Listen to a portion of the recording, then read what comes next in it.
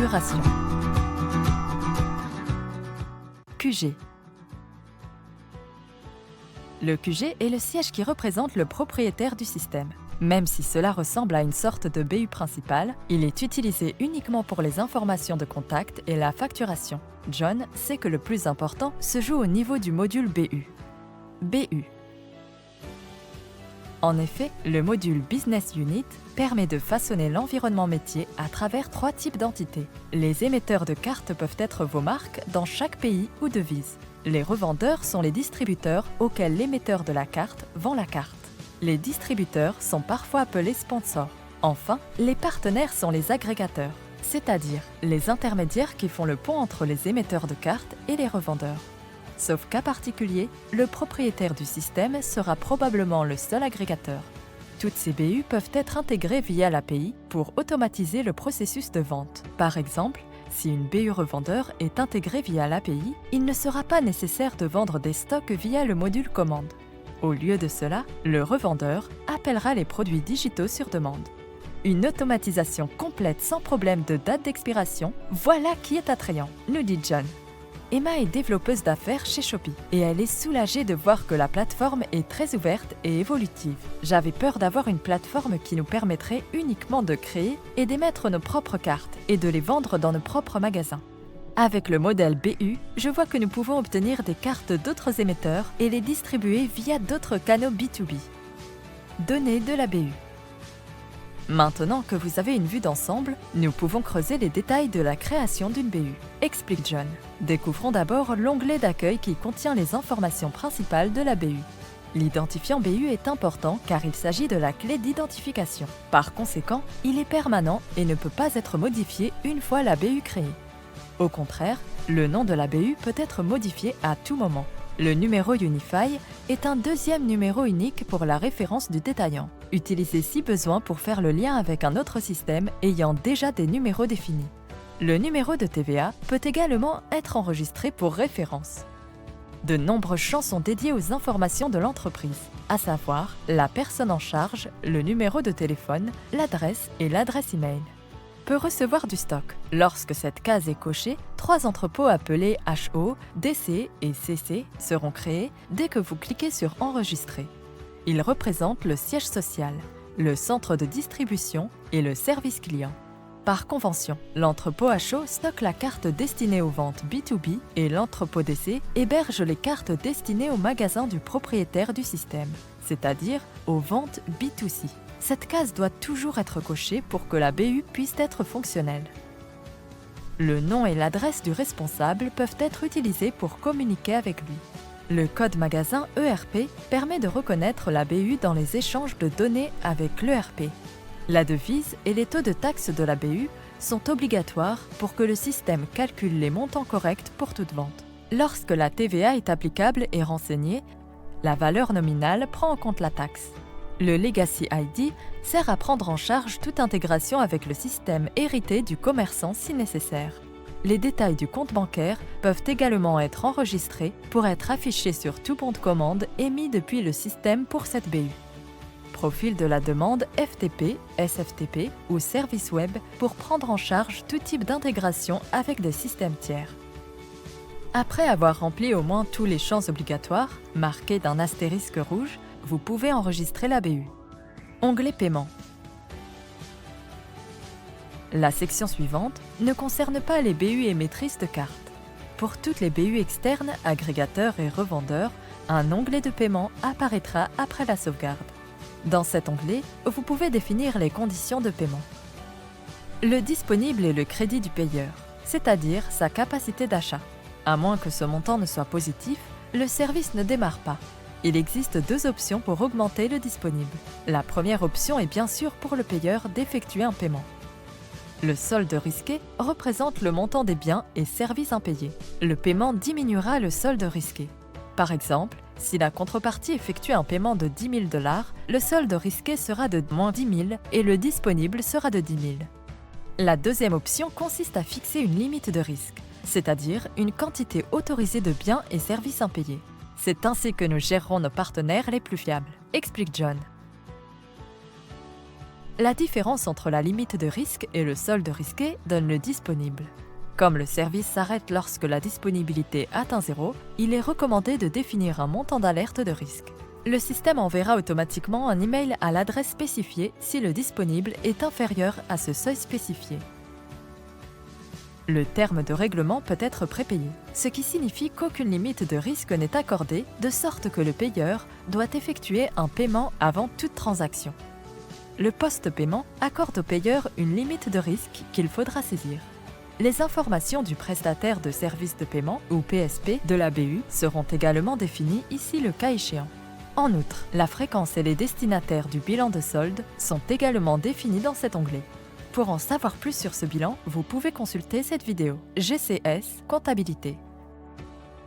Les deux parties suivantes permettent d'enregistrer les coordonnées bancaires du bénéficiaire et les modes de paiement autorisés pour cette BU. Liste blanche. Enfin, uniquement pour les BU revendeuses et partenaires, un onglet Liste blanche apparaîtra également. Cet onglet est lié à l'application Woodous qui propose des cartes cadeaux et des bons digitaux en majorité avec remise ou bonus.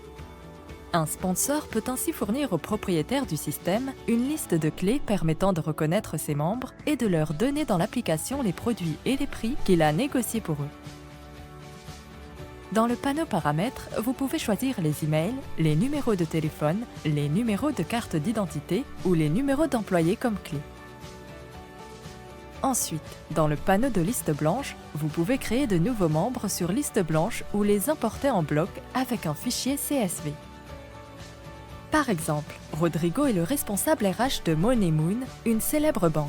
Rodrigo veut récompenser ses employés pour les bons résultats du trimestre et il a négocié plusieurs remises sur diverses cartes cadeaux et bons du catalogue Woodous. Il télécharge ensuite simplement une liste CSV contenant les adresses e-mail professionnelles des employés participants. Lorsque les employés s'inscrivent dans l'application avec leur adresse e-mail professionnelle, le système les reconnaît et donne accès aux récompenses et aux prix avantageux négociés par Rodrigo, ainsi qu'au catalogue standard.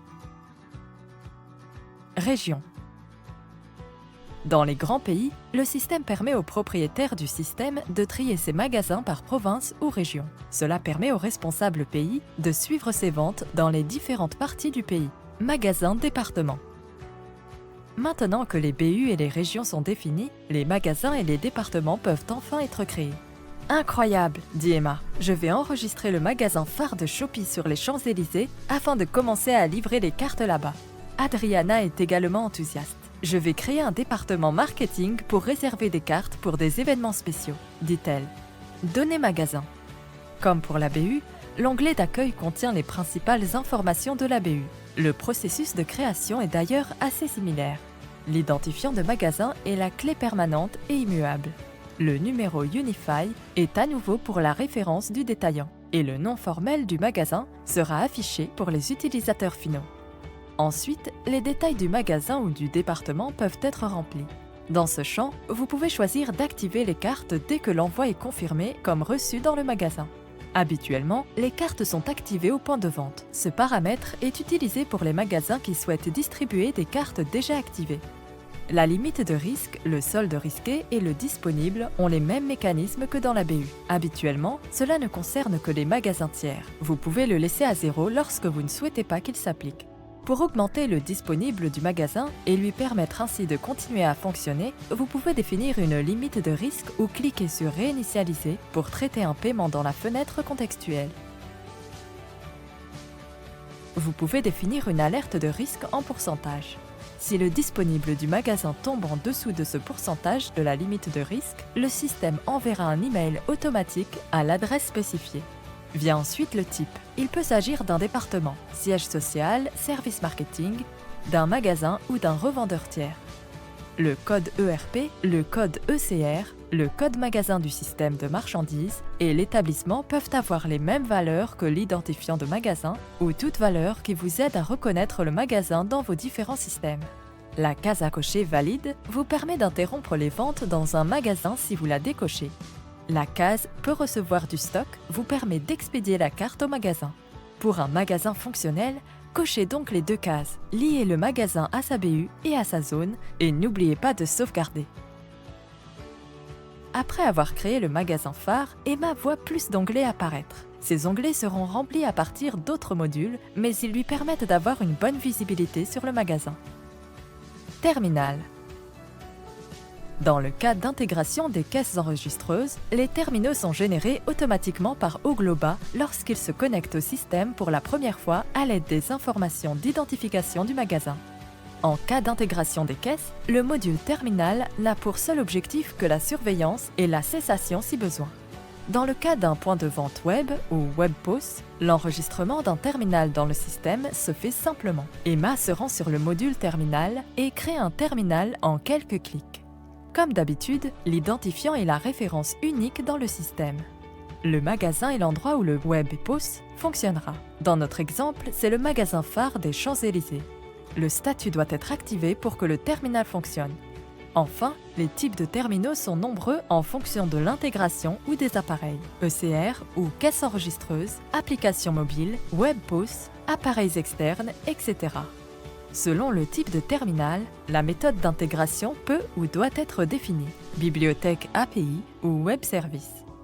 Cliquer sur Enregistrer fera apparaître les types de transactions autorisées. Il existe 3 types d'autorisation. Public donnera des accès standards. Administrateur accordera les droits d'approbation. Par exemple, ceux nécessaires pour approuver l'activation et les rechargements par l'eau. Les fonctionnalités non pertinentes peuvent être désactivées pour conserver une interface efficace et rationalisée. Pour avoir un web POS fonctionnel, avec les onglets les plus courants, Emma coche l'activation par l'eau, le rechargement, la requête de solde et le paiement. Maintenant qu'Emma a créé le terminal, elle retourne dans la configuration du magasin phare et entre dans l'onglet caissier. Là, elle crée 2 profils avec 2 types d'utilisateurs différents. Walter sera caissier et Georges sera approbateur. Comme pour l'identifiant BU ou l'identifiant magasin, Emma sait que l'identifiant opérateur doit être unique. Elle définit ensuite le nom d'affichage et le mot de passe et marque le profil comme actif. Le système est le type de système de point de vente pour lequel les accès fonctionneront. Cela signifie que vous pouvez avoir différents profils pour les différents types de points de vente. En option, Emma peut limiter le montant de transactions par jour pour chaque profil afin d'éviter les fraudes. Pour des explications plus détaillées sur les différents types de terminaux et leur utilité, vous pouvez consulter la vidéo traitant des ventes B2C et points de vente. Emma rappelle Georges. Bonjour Georges, tout est en place, c'est parti.